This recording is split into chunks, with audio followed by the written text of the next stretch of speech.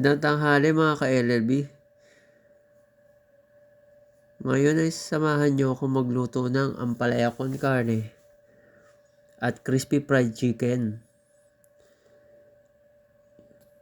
Ganyan po ang kalalabasan ng ating pagluluto.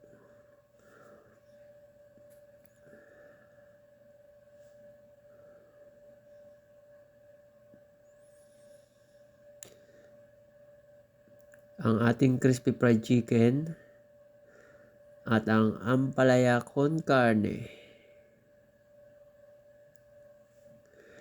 At ito po ang mga ingredients na gagamitin. All-purpose flour na may crispy fry, onion, kamatis, bawang, chicken, at ang ating ampalaya nagmula sa ating kaibigan na taga N36. At yan po ang ating beef tapang na kamarinate na. At itlog po na pagbablansya natin. At ang dato puti soy sauce. Magpapainit po tayo ng mantika anang kawali. Habang nagpapainit tayo ay magbe-bread tayo ng manok. Pipigain po natin yan para manuot ang breading. At ibabalik natin sa itlog. At ibabalik po sa breading. At isi-set aside po natin yan.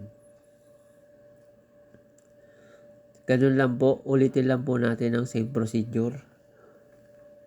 Yan po. Binilisan ko po yung video dyan para po hindi mahaba. Same procedure lang po gagawin natin dyan hanggang matapos.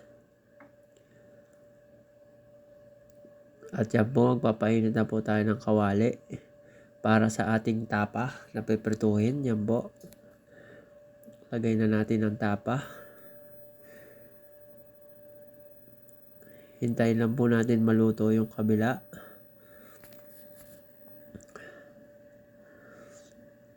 Pag naluto po yan, ay babaliktad rin natin. Sa puntong ito ay nakabaliktad na. At paluto na po yan dyan. At babaliktad rin po uli natin para sa pagkuha. At sa same mantika po o same kawali ay maggigisa tayo ng sibuyas, bawang, kamatis. Halo-haloin lang po natin yan. Hanggang sa lumambot at lumabas ang aromatic.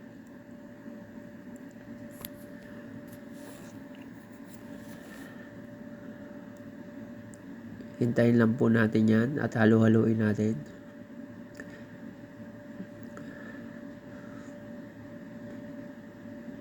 At pag malambot na po ang sibuyas at ang kamatis, ang bawang,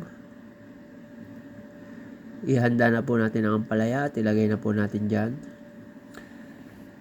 At imekos-mekos lang po natin yan. Usog natin ang kawali sa para ilaw. At yan, ilagay na natin ang beef tapang na prito na hiniwa ng pa-cubes. At maglagay tayo ng ginisa mix para sa lasa. At yan po, haluin natin. Halo lang po ng halo para hindi mangitim ang ilalim or masunog.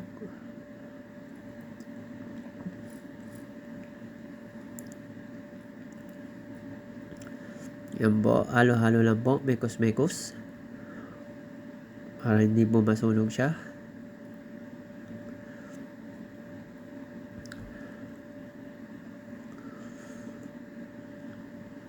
After po nyan, ay magpiprito na po tayo ng manok.